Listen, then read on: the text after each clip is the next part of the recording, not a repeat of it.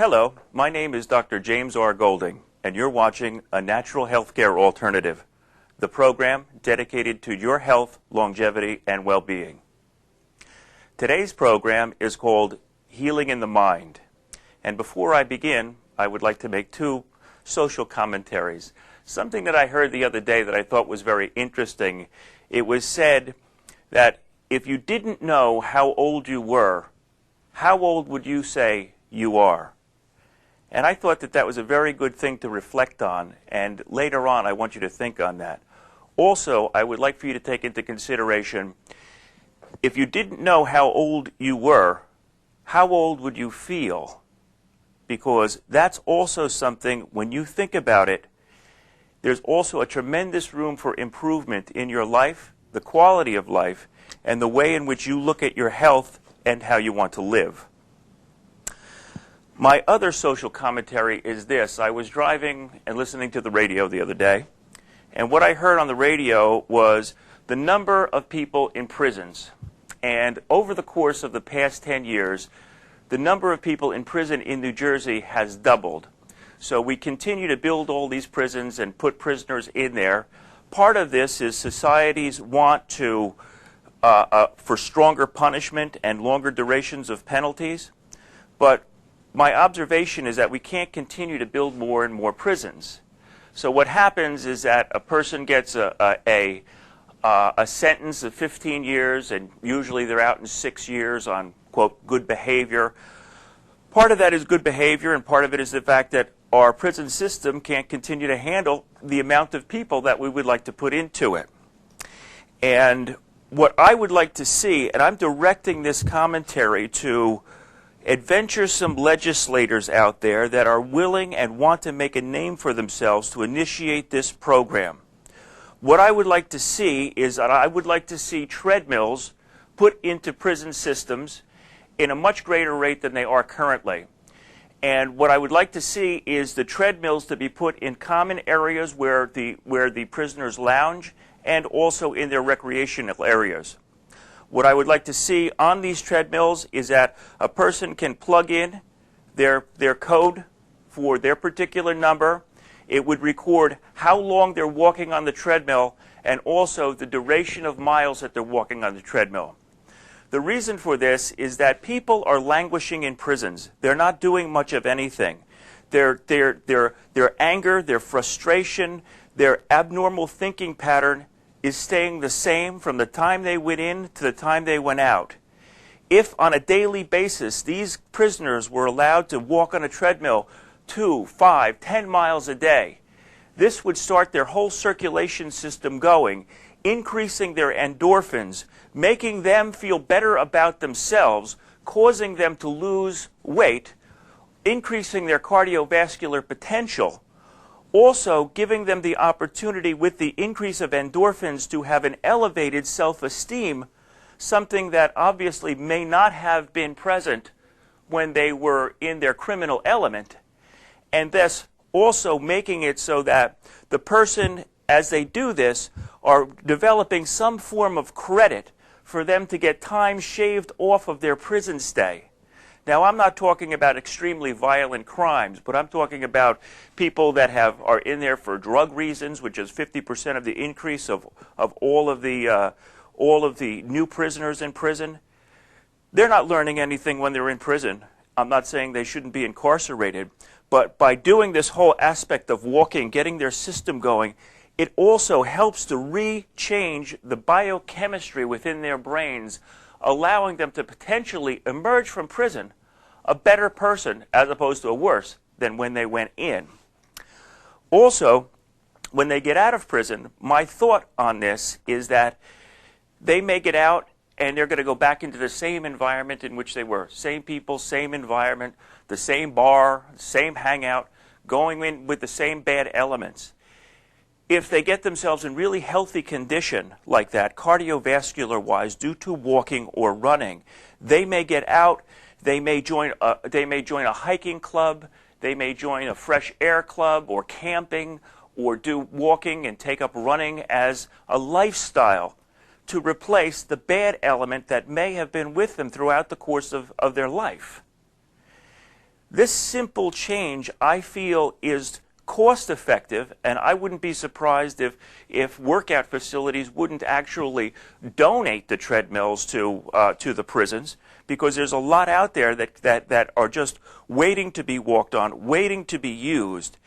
And it is such a cost-effective way to potentially make a major and fundamental change in our outlook and the way in which we rehabilitate people. Also, what you see is that they have gyms in prisons, and what do? They lift weights, and they get big, and they get meaner, and they get more yanged up, and they get more aggressive. This isn't necessarily what you want to be re-releasing onto the streets after a prison stay. So this whole thing of cardiovascular potential, walk your way out of prison. 5, 10, hundreds of miles, thousands of miles if necessary. If doing that intensely for such a protracted period of time, it may potentially change one's internal environment and make them want to change forever. We'll see. Tonight's topic is healing in the mind. And what's an important aspect to start with tonight is that in the formulation of modern science, let's say started 300 or 400 years ago, we did ourselves a disservice, and that disservice broke down your mind and your mental activity and your body and your physical side of your well-being. In actuality, these two things are one in the same, and it is a very important concept for us to grasp so that you can make yourself better, because as time goes on, they're finding more and more that it's just one big melding of mind-body correlation. To get a greater understanding of this, you have to stop looking at, well, it's in your head or it's in your body. What happens is that the mind or your brain, you have to start to look at as if it's an organ or an organ system, very much like your heart or your liver or any other organ. Because once you start to accept that as a given, we now have a whole platform of greater well-being for you to understand fundamental changes that you can make. The next thing to do is understand that thinking or abnormal thinking patterns can influence your health, and they never studied this.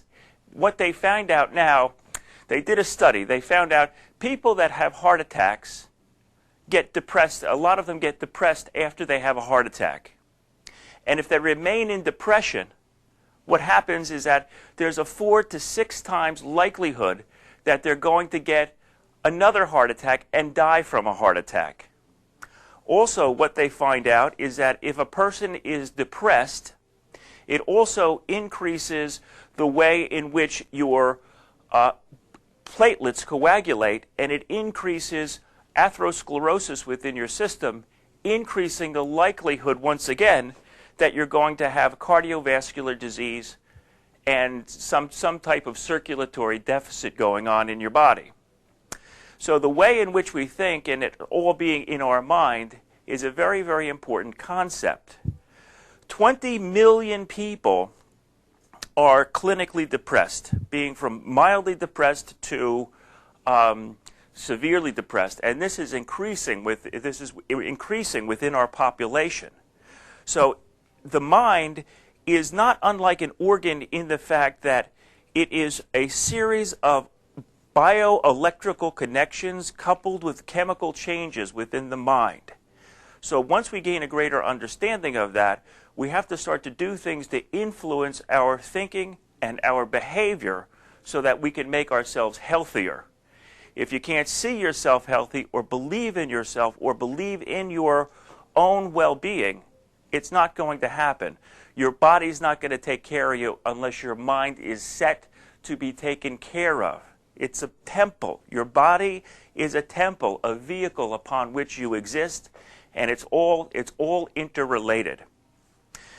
The first peoples to originate or understand that there was a correlation between thinking and the way in which your system works and your emotions and the way in which your system works were the Chinese in traditional Chinese medicine, which started 3,000 years ago. They made a correlation not only in organs and the function of the organs and the fact that your heart pumps your blood, but also with elements of joy being associated with your heart. And what they find out now is when a person is joyous within themselves, there's healthy hormones that are produced by your brain that influence the way in which your metabolism is. They also made a correlation between problems associated with your liver and being depressed and having unhappy thoughts as being changing and causing problems associated with your liver. So now, as they go back and they reinvestigate these aspects of your well-being, it's an important correlation that we get our mind straightened out as well as your body straightened out. They also find that people that are depressed have an increased likely, if you're diabetic and you're depressed, you have an increased likelihood of getting diabetic neuropathy, diabetic retinopathy. If you're a person that is osteoporotic, meaning a weakness of the bones, and you're depressed, you have an increased likelihood of being more depressed and weaker bones. So they're finding that the brain's activity are very intimate and correlated as far as what's going on in your body. It is not often easy for us to change long-term thinking and long-term habits, but the way in which we have to get a basic understanding of our health is to reinvestigate the aspect of stress, stressors, and what makes your body function correctly or incorrectly. The stress mechanism within the body is and was designed by nature to be a healthy response. That is, you're in the jungle. The lion's coming at you. You are either going to fight that lion or you're going to run away. That's called the fight or flight mechanism.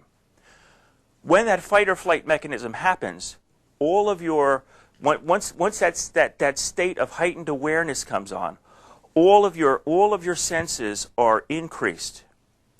Your blood, your body increases the amount of sugar in the whole system, so you have readily available energy. You have increased muscle tension so that you are ready. You're in a crouched response to make things happen. And adrenaline, epinephrine, is being pumped, is being sent signals to your adrenal glands and body so that you are increased sense of strength and an increased sense of awareness and readiness. That's great. We got away from the lion. You made it. You lived another day. That's what that whole mechanism was about. This is what we find nowadays. There's no lion out there. Our worries and our concerns are mostly in our mind. But the types of stresses that we're on now are lifestyle stresses. We have less people at work, so you have to take on their workload, and you have to work harder, and you work longer.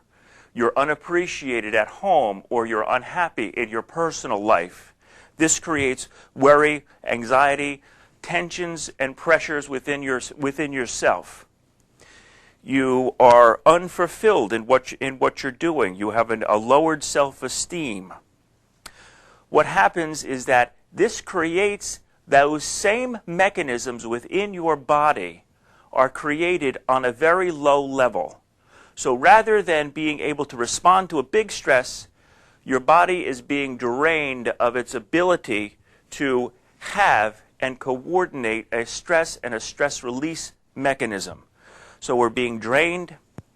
What's happened is that the stress is increasing the likelihood for a heart attack.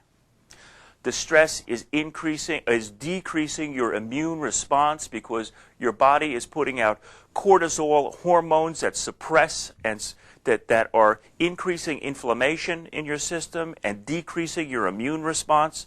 So you are sick, and then you're getting increased likelihood for other diseases and disorders. And then the other thing is this. You're wearing out your adrenal glands. Your adrenal glands sit on top of your kidneys. They are poised to distribute the chemical nervous system and immediate response energy that you need to respond to stressful circumstances. These organs then become depleted. So then what happens is that any little stress or any little problem that is there in the body, your body can't react to it, and then starts a disease or disorder process within your system. You're only as strong as your weakest link. We know that. So it's very, very important to fortify what we know is weak links within our system genetically, which we can't control all that much, but we can control lifestyle and its influences on our congenital predisposition. What I'm treating a lot of nowadays in my office after 23 years of clinical practice is that we're seeing people come in with chronic fatigue syndrome. Many times this condition is a compilation of symptoms where the person is totally exhausted, they have no mental capability, their memory is shot, they have no physical prowess, their digestive ability goes down the tubes. They start to develop all these vague symptoms, aches and pains, a lot of muscle tension, mid-spinal pain, organ-related pains. You go to the doctor can't find anything, physically a matter. Your blood work checks out fine. So then they come into me for acupuncture, and they come into me for alternative medicine means, hoping I'm going to find an answer. And many of these people, and frequently they're people, men and women, that prior to the onset of their disorder were at the top of their game. They were working out heavy. They're in a stressful environment. They were able to juggle all of the family life and all of the things at once, and then all of a sudden crash. Sometimes these things can be caused by Lyme's disease, post-Lyme's disease sequela, or Epstein-Barr virus, or any of these types of things. But what we find is that a lot of times there's nothing there that we can measure to date, except for the fact that they come in and they have all of these symptoms. And I ask them, I say, well, do you get dizzy? And frequently they get dizzy. And I say, well, when do you get dizzy? And they frequently get dizzy, like if they get up quick, or when they first get out of bed in the morning, they're like this until things stabilize. What happens is that when you change your position, your adrenal glands kick in so that you get a surge in your circulatory system so that your blood pressure maintains its equal strength throughout its equal pressure throughout your change in position. So what I do is we take the blood pressure of these people, lying, sitting, standing in the change of position, and what we find is that rather than correspondingly the blood pressure going up, we find that correspondingly the blood pressure goes down, it plummets, rather it spikes down. The person gets immediate dip in their blood pressure, and it's indicative of hypoadrenia, diminishing, depletion of the adrenal glands, and making it so that the person has no energy. This condition is treatable, and the person is going to get well. It took them a long time to get that way. It took them years of chronic over-worrying, chronic overwork, chronic overthinking to get that way. It's going to take them probably 6 months to a year to get better, and of course they go into a little bit of a depression when I tell them that it's going to take them that long to get better. And they need to make considerable lifestyle changes so that it doesn't occur, because you can't go and do the same old thing in the same old way and get the same old results without change. So then we treat them with acupuncture, and acupuncture is a classic example of the mind and body correlation. The National Institute of Health completed a 6-year study of acupuncture's treatment of depression. And what they found was 67% of the people that go for acupuncture for depression get favorable results from that acupuncture. And those favorable results can be measured for and found out for a 6-month period of time from a singular treatment. What happens is that acupuncture itself stimulates endorphin formation, which is a hormone that your brain creates that's a natural depression sedating hormone. And also, it influences areas of your brain that help with the stress mechanism and decreasing natural inflammation. So here we are using external things, natural things, external in the body, and influencing what goes on in the brain and in your head. Also, what we find is that people will come into me, a lot of the reasons for their thing is chronic pain. They have severe arthritis. They have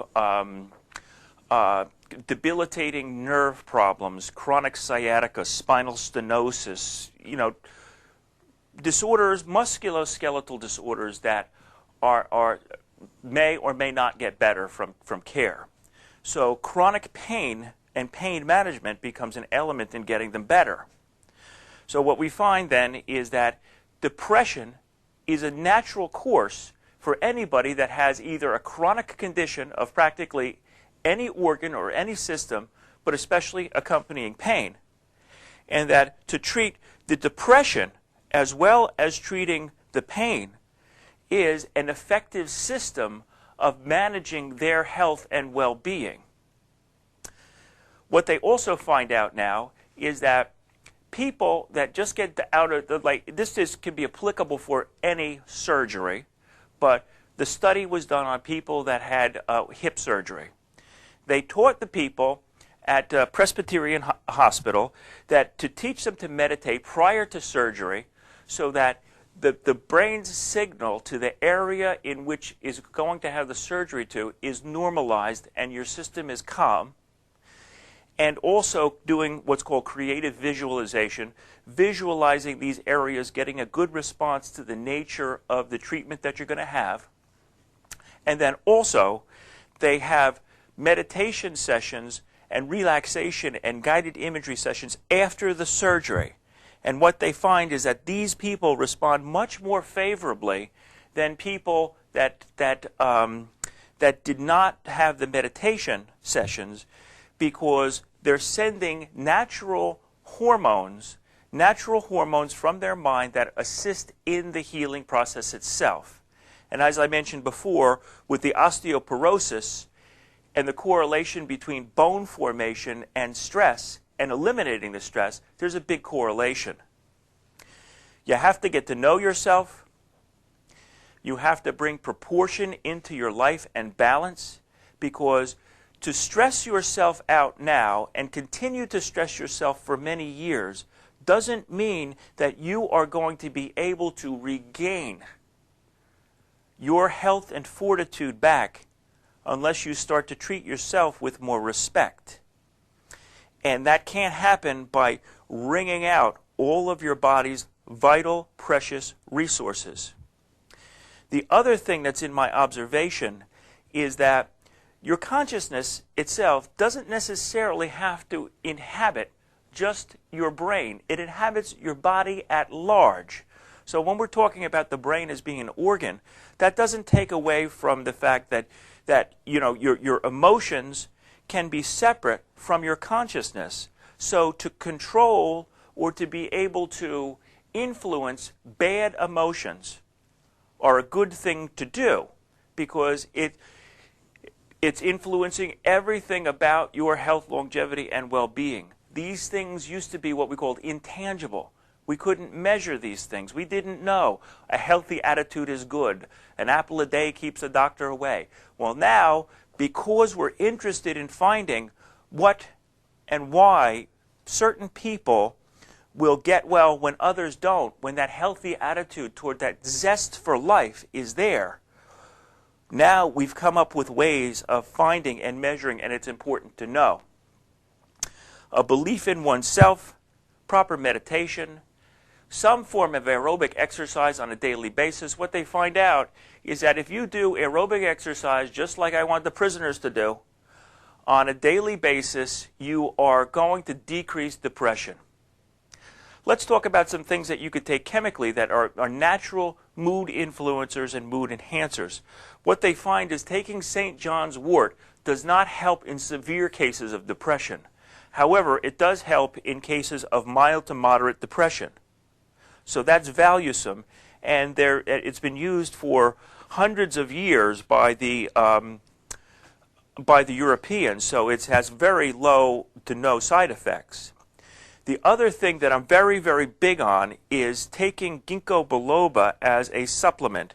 It is a leaf from a plant. It is very, very low to no toxicity or side effects. It increases the blood flow to the brain, so that it allows for your brain and these nerve elements to receive more of the nutrition and exchange of the nutrients that it needs. It's also a traditional Chinese herbal medicine that's been in use for thousands of years. So if we knew that it was problematic, we'd have a good idea. The other thing to consider is they are doing promising research in taking omega fatty acids.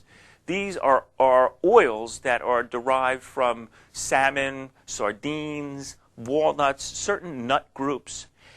These oils have natural building blocks towards regulation of your mind's chemistry. Taking that is influencing your mind's ability, giving your mind the building blocks towards regulation. They found it to be beneficial in attention deficit disorders. They find that it's having some promise in cases of schizophrenia.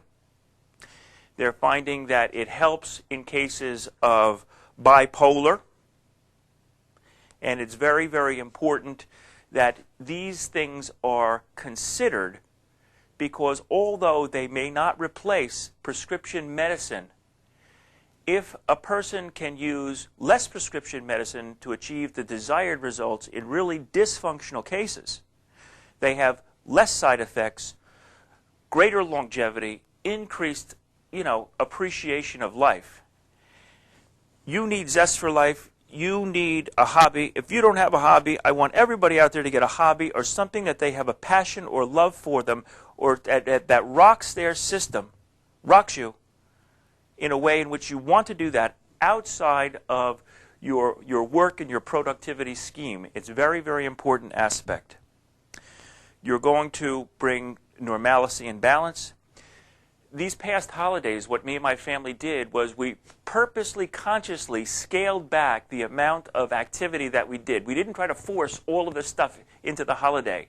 And it was an example of less was more. And less being more, and we were all happier. Please consider some of this. I'm Dr. James R. Golding for Natural Healthcare Alternatives. Thank you for viewing.